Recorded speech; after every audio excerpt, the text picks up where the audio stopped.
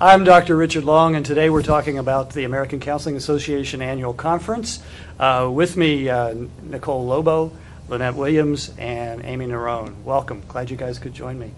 The conference was held March 24 through 27 in New Orleans. I guess a place to start would be first impressions. You walk into a huge building, and so what sort of things ran through your mind? Well, I would say the first thing that it was very overwhelming, and I felt a little intimidated at times.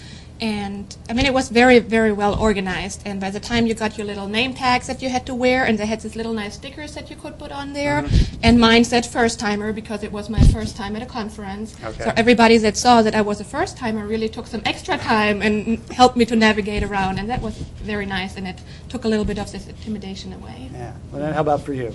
Well, being a first semester student, I was actually filled with excitement just to be there and to learn about the field and to share the time with other practicing professionals and getting to know my cohort a little bit better. Okay. Amy, how about for you? I was really excited to be there. I actually joined ACA just as soon as I could, as soon as I got accepted into the CSU program. I'm a first semester student as well. And then they were advertising the conference, and I thought, you know what, I'm just going to go. I don't know anybody. I don't know if I'll go by myself or what, but I can drive to New Orleans. So I signed up and I went, ready to go, and the most amazing thing happened. I found out I could actually apply through the department to get some travel funds and to get the registration reimbursed. Yeah. So that happened. It was a real gift. I didn't know it would happen, but as a graduate student, it was a real blessing. So by the time we got there, I was just tremendously excited. And a few mentioned being overwhelmed. This is the little registration booklet that we get. Something like almost 600 sessions. Okay. Well, let's talk a little bit about, you have 600 sessions. You have from 7:30 till 6 o'clock at night, 6:30 at night, whatever. How did you think about what to do with the day? I mean, you're in a counseling program at Columbus State. You have some courses, but you also have some future interests. Some of you want to do a PhD program kind of thing. Some of you have a practicum, sort of the near future, sort of practicum internship. So how did you think about planning your day? I think being in my last semester, knowing that I'm about to graduate, I looked a little bit more in the future, and I thought about what I want to do when I graduate and which population I would like to work with. And I realized that I want to work with children and adolescents. Okay. At the same time, I saw that military seems to be a big population and that has a big need in counseling and will have it in the future as well. So I looked at a lot of military courses or education sessions and children and adolescents. How about for you, Lynette? Well, I selected my sessions based on my current classes. I wanted to make connections and see what other professionals were saying about the material that I'm currently learning. And I'm also in the process of forming my theoretical orientation. Okay. So I wanted to try to go to sessions to learn more about theories. Wow, great use of time. How about for you? I chose really based on interest and time, what was offered when. And I also wanted to meet people I keep reading about in the field. Okay. So I met all the authors of our textbooks. I met Gerald Corey, Ed Jacobs, Chris Schimmel, and Samuel Gladding, which was a real thrill for me to meet all these folks. And they were so nice and so welcoming and affirming. That was a real kick for me, and I really enjoyed the presentations. Yeah, and they were all approachable. They all wanted very, to have very. Which is kind of a nice thing to know about. It was. There's a real human being behind that textbook, and they care about you and care about students and your profession. Absolutely. You each attended half a dozen or so sessions, and we don't have time to sort of get into each one of those. But I am curious, if you attended one that you thought sort of stood out for you, what was that and what stood out for you about it? I think the one that stood out for me most was the one that I had probably the least expectations about. Okay. I was not particularly thrilled about this one, and I walked in and it was about growing up online and how adolescents use online, the social media, to form their self-identity. And I mean, the speaker was great, the information was really good. And she explained that in adolescence, it's really a period where children and teenagers, where they begin to experiment and explore and kind of try to form who they really are. And with the social media out there and Facebook and the internet and different websites where they can even be different characters, it really has an impact on how they form their self-identity. And I looked at it always as with a little bit of a negative attitude, that it's not really very positive for them to do that, and it would take away a lot from the reality aspects that we had growing up. But I realized that this is really not the case, that a lot of it is really positive, and we just have to try to understand what the impact are and how we can make it more helpful for adolescents. Okay. Lynette, how about for you, a session that you found particularly stimulating? Oh, there were so many. I'm going to go with reality therapy. Okay. Now, you were introduced to the reality therapy and counseling skills, right? Or theory? Group. Okay. Dr. Okay. Gillum, Okay. yes. Okay. And in that class, you just briefly discuss it because it's not a class based on theories. Right.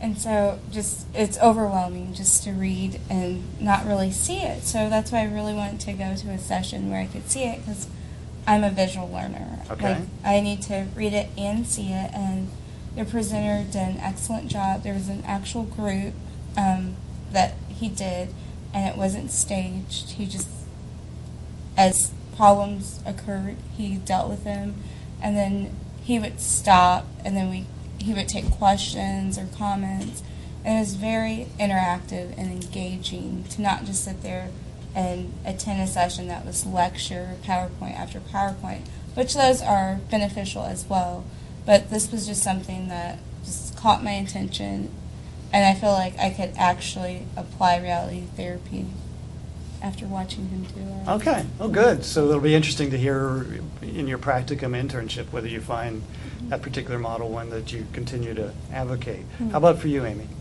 I liked almost everyone I attended, but I would say probably the most useful to me would be the last one I went to.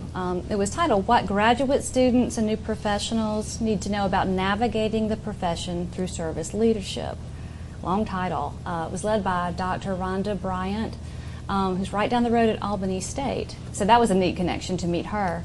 And she was just fabulous. Her mission in this class, her purpose, was to help students new to the profession learn how to get better connected within the profession, within ACA, to figure out what their goals are, and to how to publish, how to learn the divisions, how to sort of stand out, as it were. And she talked for a while. She invited participation. Then she broke us down into small groups for networking and for specific task completion. And it was so valuable to me. And I've set some short-term goals and long-term goals afterwards. I mean, it was just Good. Great. I could have spent all day with her. Good. So, and I think that idea that sometimes, that the incredible importance of networking is something that we forget, and for somebody to take a full session and kind of focus on it is incredibly important. Yes. Because a big part of what happens to us when you move into the community is based on our ability to develop a network of resources around us. And it starts with our graduate program, and glad to hear that the conference provided some additional help as well. Wonder if anybody's sort of given any thought to how it's beneficial for you to move beyond the classroom, get yourself into a conference convention setting, and what the benefits of a professional association that holds a conference are for you as a student. Has anybody kind of thought a little bit about how is this a beneficial activity for you? I thought it was really great because, the program itself already does a good job introducing a wide variety of counseling topics, Right. but it doesn't have the time to go deeper into each topic. So if you find a topic that really interests you, a conference would give you the opportunity to learn more practical skills and just gain deeper knowledge. Okay. And that's, Lynette, I guess with you said that one of the things you wanted was to get a little deeper in a particular subject matter. If you thought a little bit more about benefits, anything in particular come to your mind for you? Well, I would say the benefit that I received the most was just learning the different opportunities that counselors have out there and beyond a master's. Okay. And it was very fascinating to see some of their careers, because you think, oh, counseling, that's it, you're done. And some of their job titles were just fascinating to see, and how they got there, and beyond the master's, and if that's a doctorate, or Okay. whatever degree it may be. So the idea of a wide variety of positions that are available for people that have the degrees and what you can do with the degree. Correct, because Yeah. oftentimes people will see counseling as just, the same job all Right. the time, and there's so many opportunities Yeah, that this good. degree will allow. Amy, how about for you, an overall benefit for attending a conference? Trying to get down from 2 to 1, but it's hard. Gosh, like kind of echoing what you guys say and going a little further, this program is so good and there's so many benefits to our program here. I'm so happy here, but there's more to our profession than what we learn in the program. Mm-hmm. And, going to a conference of this caliber opens that for me. Okay. It connects us with other students throughout the nation and with professionals. And one thing Dr. Long advised me to do when I was there was talk to people. Talk. Introduce yourself at a session and say, hi, I'm so-and-so, and what do you do? What is your area, and do you like it? I thought that was a great question. Do you like it? Do you like what you do? I for mean, a living? gee, maybe they don't. I learned so much by asking that question. Yeah, well, good.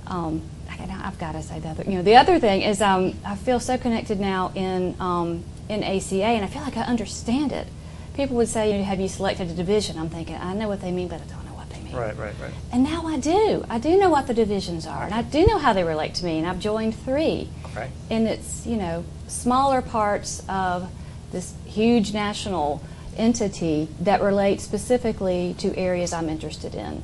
So it's serving me personally. ACA does a great job, I think, with nurturing and mentoring people that are coming into the school, into the profession. So it is there for us, and I really, really believe that and feel that. Great. Well, thank you all for joining me today. Today we've been focusing on the American Counseling Association Annual Conference, the one that was held in New Orleans, March 24 through 27. We took a look at some initial impressions of the conference, moved into a highlight session, and then finally closed by taking a look at some benefits. Thank you very much for joining me. I'm Dr. Richard Long.